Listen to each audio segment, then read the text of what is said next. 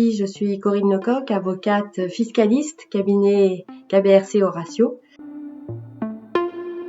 Que le confinement pour l'instant va se passer correctement, pas de difficultés, on a mis en place le télétravail. Voilà, les choses sont plutôt correctes, on a la santé et c'est le principal, donc on voit le beau côté des choses, aussi un rythme de travail très différent. Donc 40 secondes pour atteindre son bureau, c'est quand même, ça change la vie. Ça permet d'avoir des journées très concentrées, même si on se lève aussitôt, on a plus de temps pour organiser, pour appréhender la journée, discuter aussi avec l'équipe. Les journées passent très très vite, pour l'instant en tout cas, on va voir si ça continue. On a l'impression quand même d'en faire beaucoup, enfin très différemment. Donc voilà, ça va plutôt bien. Alors je suis dans une situation où évidemment je n'ai pas d'enfants en bas âge, donc pour le télétravail c'est plutôt facile. C'est se rendre utile. Alors se rendre utile dans la mesure du possible. J'ai un métier où ça consiste quand même à être proche de mes clients, des dirigeants d'entreprise, des particuliers qui ont besoin d'assurer comme toujours le meilleur service, la meilleure réactivité. Réfléchir à des sujets qui vont être utiles pour la suite, essayer de délivrer une information qui soit déjà analysée, qui soit pragmatique, qui puisse être lue et intégrée immédiatement dans un processus de décision, ça c'est important.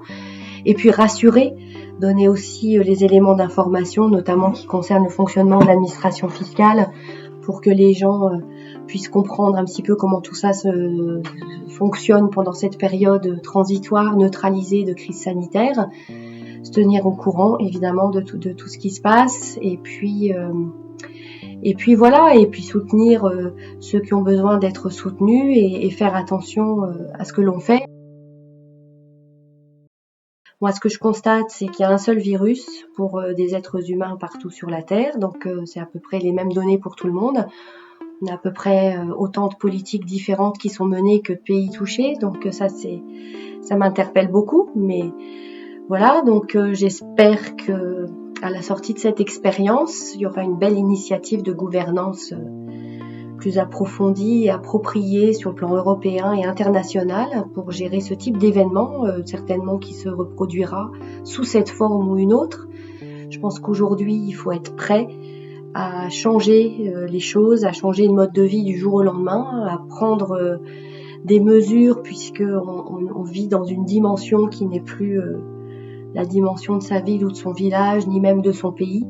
Tous les échanges sont complètement internationalisés, donc il faut intégrer ce paramètre-là aussi dans la gouvernance et être prêt à affronter les difficultés, les changements et avoir une grande capacité d'adaptation. Et puis à titre individuel, on le fait tous, je pense, réfléchir à son mode de vie, à sa façon de fonctionner, à sa façon de consommer. Voilà, aujourd'hui on cuisine plus, aujourd'hui on lit plus, peut-être on revient plus à la presse écrite aussi d'ailleurs. Voilà, l'inquiétude ne changera rien. Je pense qu'il faut vraiment vivre au jour le jour, faire le dos rond, être très patient et puis respecter de toute façon les consignes qui sont le minimum requis. Voilà, à bientôt.